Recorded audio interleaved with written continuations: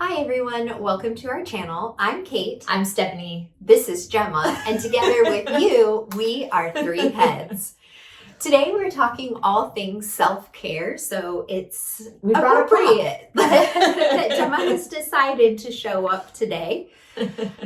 So self-care is so important. It's important for all of us to practice self-care, regardless of our profession, but it's especially important to take care of yourself as a teacher.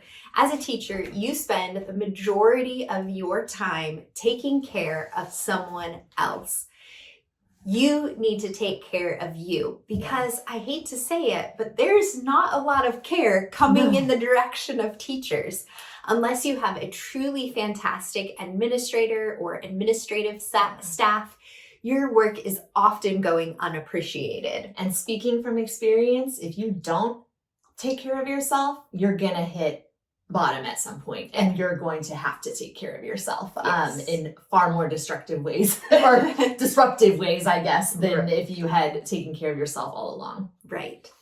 So we're going to talk today about what it is that we like to do to practice self-care. We talk more extensively about the need for self-care in our podcast this week. Answers may vary. We'll link it down below for you so you can check it out. If you need reminders, because we all know it's important, but if you need some reminders about why it's so important for teachers. So let's go ahead and get started. Yes. Should we do our joint one first? Sure. All right. This was probably like number one on both of our lists. Exercise.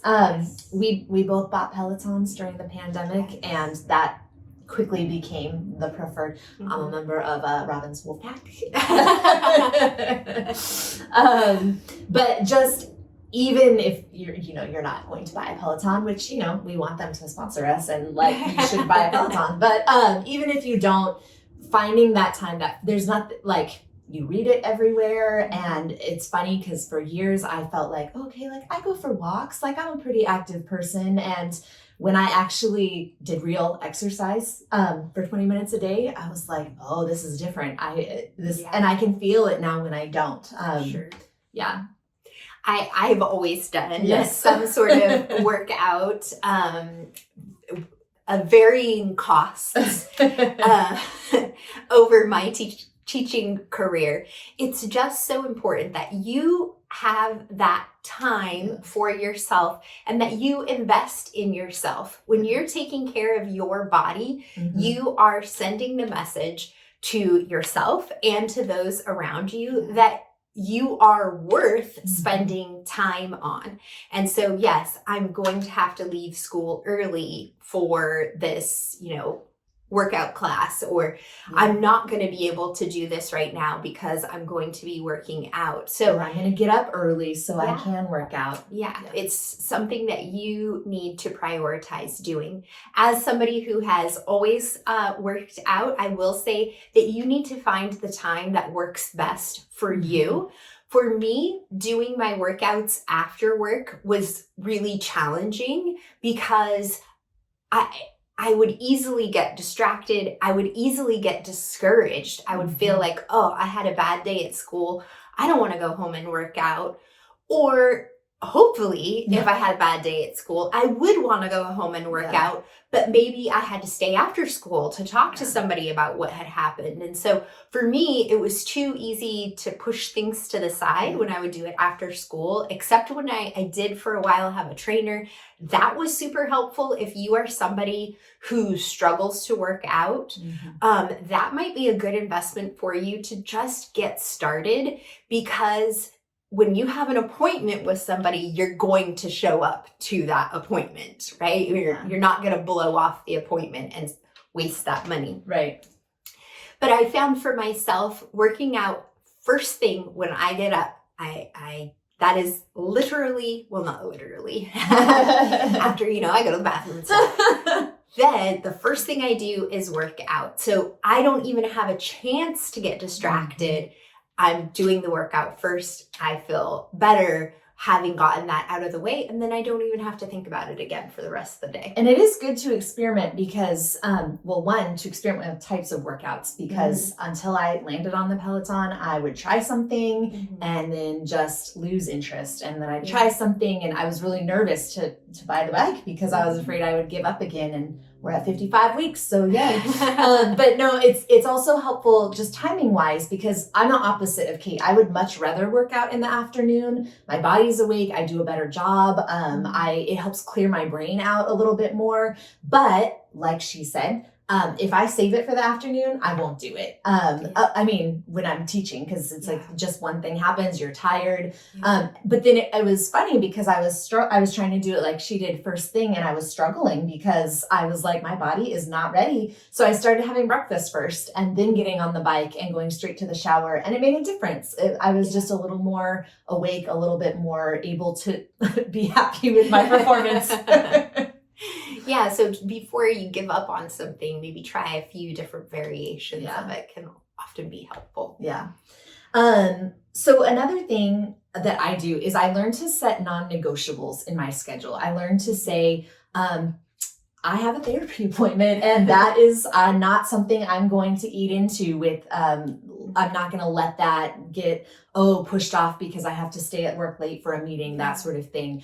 It could be a friendship or a relationship that you say, no, this I will always do every week because it's important to me. I even got to the point where I would look at my schedule, and if I saw that I had 3 days a week that I was doing something in the evening, I would just X out the other 2. And I would say, no, I'm not free on those days. And so I think it does help to have just those things that you're like, okay, I got to be flexible about some stuff, but not this. And I think workouts became that for both of us in a lot of ways too. And it makes a really big difference. Yeah. For me, I have the 20 minutes a day rule. I like to break lots of things down into, you just have to do it for 20 minutes, Kate. You can do anything for 20 minutes. But for me, doing 20 minutes of grading a day became an important part of my self-care. That sounds counterintuitive because how is your work part of your self-care? I was somebody who would procrastinate grading. Well, procrastinating grading puts off the grading, but it doesn't put off the feelings that I have about the grading. It doesn't put off the thinking about the grading. So I'm thinking about it as much as I would if I just sat down and actually did it. So I committed to myself to doing 20 minutes of grading a day at least. There are some days that I could do more, excellent, in order to keep on top of everything, but at least 20 minutes a day. And I would reward myself at the end of each grading period that I followed through with those 20 minutes a day. And I will say that I started it with 20 minutes a day for 2 weeks, and then I got a reward. If you have to do it 20 minutes a day for 6 weeks or 9 weeks, whatever your school does, then it may be a little bit harder to get on the train for it. But I knew that after 2 weeks, a pair of shoes were coming my way. And so I committed to that. And then from that point forward, then I moved out to the 6 weeks. Then she started saving them so she could get bigger rewards. Hey, whatever works for you. But I found that even if I wasn't on top of my grading, if I was doing 20 minutes a day, I felt like I was being productive. So I didn't have those negative feelings about not grading, about not being on top of things, about what are my students thinking? Are my students noticing that they aren't getting their work? Feeling defensive if a student asked me about an assignment that I knew I hadn't graded. If I was doing the 20 minutes a day, even if I hadn't graded the assignment that the student is asking about, I'm working through my grading. I can only accomplish so much. I'll get to it when I get to it. And I didn't feel bad about it, and I didn't feel that need to go on the defensive with the student. So for me, that was something that definitely became about self-care, and my rewards were always self-care related. And I think I was never as disciplined as she was, but there was something about that model that was really helpful. But I think I had tried often to say, okay, well, it's self-care. I'm going home from work and I'm not going to grade. Well, and then you end up at a point where you're like, well, it's the end of the semester. And for 2 weeks, I'm a hot mess. Like, I don't have time for anything. Yeah. And really that's the opposite of what we're going for. And so really being diligent about that short amount of grading constantly helps avoid putting you in a position where you're just now creating a situation where you have to do the work and all self-care goes out the window. Yeah. I think it was especially helpful because our school district a few years ago switched to ending our semester before winter break, before Christmas. And when I was not doing that 20 minutes a day, the time between Thanksgiving and Christmas was an absolute nightmare. I was so miserable because all I could do was grade. Literally, that was all I could do because I had so much to do. And yes, it still is, unfortunately, a miserable time. And it makes me unhappy every time I think about it. But I didn't have that same like crushing burden. And I think that I may not have been as disciplined about it had I still had that like January buffer for the end of the semester. Yeah, that makes sense. Another one is for me is to eat healthy for the most part, because when I'm not eating healthy, eventually I feel like garbage. Like, and I feel discouraged. I feel frustrated. My body doesn't feel good. I have some food allergies, all kinds of things, but also don't be stingy, because food for me is a mood booster, like getting my Starbucks, having a little bit of chocolate, I budget my calories so I can have dessert every day. But I think I've gone through seasons where it's like, no, I'm being healthy. I'm going to save money and just do drip coffee every day. And you know what? No, if it like brings you that little bit of joy that makes you get through a rough afternoon, have the Starbucks. If you really want your dessert every day, like make room for it. Don't it's okay to not be perfect and not just eat kale and potatoes all day, every day or whatever it is. But I think kind of on that note, I think kind of finding that balance, it's really helpful sometimes for me to stock my desk at work with either healthy snacks or just small chocolates. We would always keep a small chocolate in our in one of our drawers that we would at lunch, we would each have a small piece of chocolate, because I know for me, if you have those days where it's just a bad day and there's no chocolate, and then there is the full-size candy bars I bought for a reward, well, I'm gonna eat it at 10 in the morning because that's where we're at today. And I don't even like that time. And so I think there's something about yes, allow yourself the treat, but also kind of had a little bit of treats that you like or that because it's easy when the job gets rough and you're in that stretch between Thanksgiving and Christmas and you're miserable every day to just let it spiral out of control, and that doesn't help you feel better at all. Yeah, absolutely. Another self-care thing that I like to do is go to the sauna. So near my house is an infrared sauna studio, and I love to go there. I go 5 to 6 days a week because I have a membership. It's unlimited. I can go as often as I want. And I find that just to be incredibly relaxing and de-stressing, because I'm unreachable during that time. I can only have my phone in there for so long before it gets too hot and overheats. So it's that time where it's just me time. Mm-hmm. I can do whatever I want. I can think about whatever I want. I can watch whatever I want on the TV. It's just completely unplugged time that is really valuable. I also find that I sleep better. I find that I feel better. My body feels better. I don't feel as achy and things like that.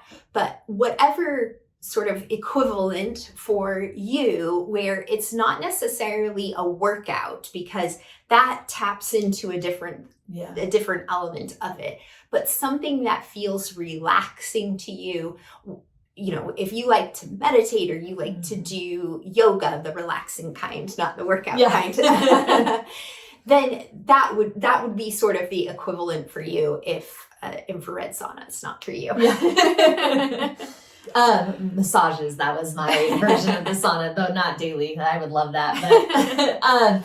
But my last one that I wanted to share, just that was a really big priority for me, is very similar, but it has a little bit of difference, is just that carving out time in your day to be quiet. And I think for me, I think that comes in a couple ways. One is I am so much happier in my day and so much better off if I have 30 minutes to an hour to sit with my coffee and a book of some kind before I bike, before I start using my phone, before I go to school. I know on days when I don't have just that quiet time that is for me and that is restful, I'm more anxious during the day. I'm more agitated when things start off. And so it's, I try to be really diligent then about setting my alarms so I can have that time. I've also learned just it's important to, and this is something I ran from for many, many years, but to have time to let yourself think and to process and let yourself like be frustrated or feel the hard things and like let it come in and just be, instead of just trying to be like, oh, I don't want to deal with that right now. Like I'm going to jump on my phone. I'm going to go on to this thing and go on to that thing. But like having that space to like actually think, and what do I want to do? Is this even something I want eating up my time? And to just kind of give your brain room to let those thoughts roll around. Yeah. Very valuable. My last one is it is completely fine to lock your classroom door, ignore the phone, turn off the lights, be in there, be working, but you are not reachable. Yeah. Just because you are at school does not mean that you are available to everybody in your building, to all of the students, to your administration. And I think sometimes to other teachers. Yeah, everybody in your building. Oh yeah, there you go. I got it. I think that oftentimes there are teachers who flee when the bell rings because they're like, I can't get any work done here. Yeah. Somebody always wants to talk to me. Somebody always wants something from me. Now, this does mean that there do have to be times where you are available. If your school has tutoring, then of course you have a time that you're available. But if your school doesn't have like mandatory tutoring times, then set a time where, yes, I'm going to be available to my students at this time. My door is going to be open. My lights are going to be on. If you need help, I am here to help you. If you need a place to work, I am here for you to have a place to work.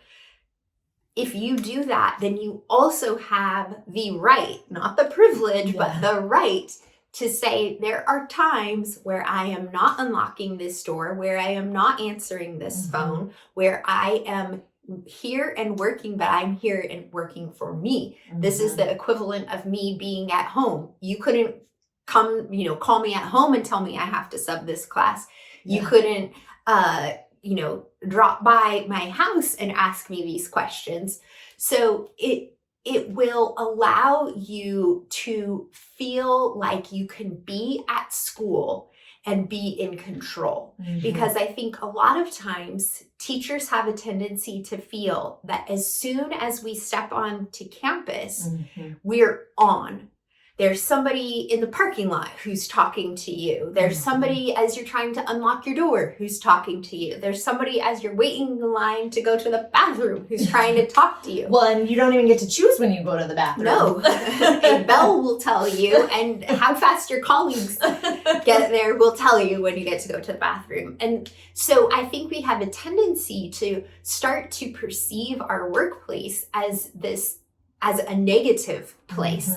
And no matter how nicely we decorate our classrooms or how comfortable we make our classrooms, we don't feel comfortable there because we feel like the phone rang. I hear somebody at the door. Somebody's knocking. But if you can turn off your light, it's harder if you leave your light on. If you can turn off your light, and even if you just have a little light at your desk or you have your blinds open or whatever is going to be so that you can be comfortable. We have a coworker who would literally work in the dark sometimes just to avoid it.